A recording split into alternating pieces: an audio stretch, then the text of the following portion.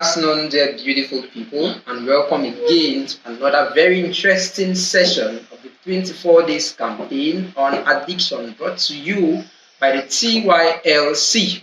And today is day 5 of the addiction campaign, and our topic today is addiction versus habit.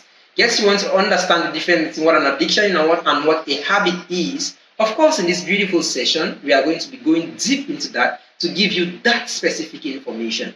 We are going to be having a guest today, which I'm going to disclose shortly. But first of all, I'm going to disclose my panelist, which I have right here with me, who is going to be joining me for this particular session. Sir, you're welcome. Thank you very much, sir. I'm so much delighted to be part and parcel of this panel this day. I'm actually Bandem Fietso. And much to say, and madam, you're right. Welcome to this beautiful session. Okay. 0 to 10, for example. 10 is your normal state of pleasure. Yes. 0 is your normal state of pleasure. Yes. Now, you take a drug, a substance, yes, or you engage in a behavior, and then you feel that the dopamine is released. yes, Okay, it makes you feel good, and then gives you that intense desire. okay, It takes you to another level. Yes. It takes you to 1. yes, Are you getting me? yes, I guess you are. You're bringing here to. So I guess you 5 or 5, I guess you're going to. Yes, Okay. So it takes you to 1. yes, Now, 1 becomes your normal level. yes, It becomes very normal to you. yes, You realize that after a while, 1 is no longer satisfactory. yes, So you need to want to take other drugs, or you take multiple drugs, so okay, that you get that same feeling that you usually had, yes, that intense feeling. yes, So to take you, and that 1 takes you to another level, yes, which now becomes your normalcy. So in essence, we say addiction changes the way the brain releases and responds to dopamine. okay, That's the feel-good chemical. okay, That's the overstimulate the brain's reward system.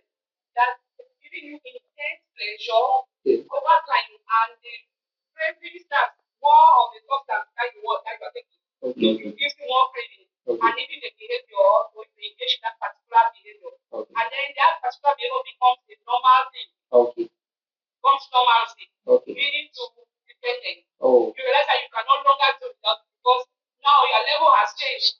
You are no longer on the table. What is normal to other people is no longer normal to you. oh, So that's how it leads to dependence. okay, okay, Okay. thank you very much, ma'am. How I answer the question? Yes, of course, very helpful. Okay, one final question before we go to the last question. We really extended the session because the information is really flowing. It's fun. Okay, I'm saying that we have one last question again to complete the session.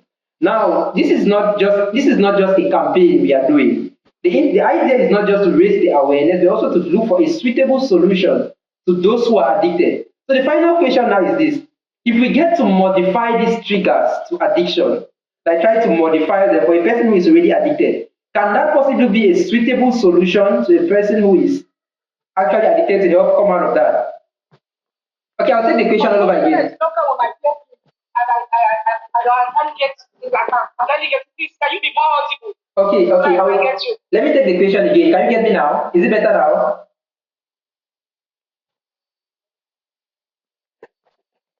Oh, the price is really disturbing. 1 minute, okay.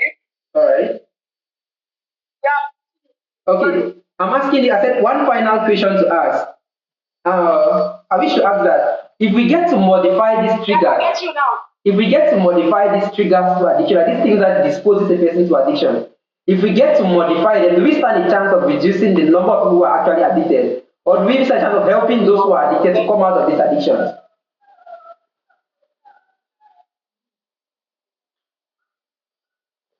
Network is really bad. Can you get me, ma?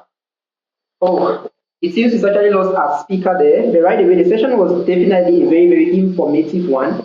We are really, really glad to have her, and we really hope that we are going to complete this session another time, and we are really, really happy to have her. So we guess we've actually learned a lot concerning the psychological aspects of addiction. She's told us about some factors which makes a person, which disposes a person to addictions, and she has given us some of these factors which she has clearly listed, and she has also given us information about how the addictions come in place, like beginning from a normal thing of just cravings to habituation, right up to addiction. So we have this information now, and we guess you've learned how addiction comes.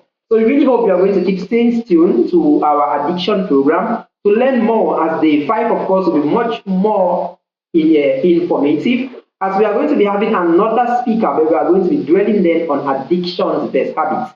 Yes, you want to learn that? Stay tuned and see you tomorrow.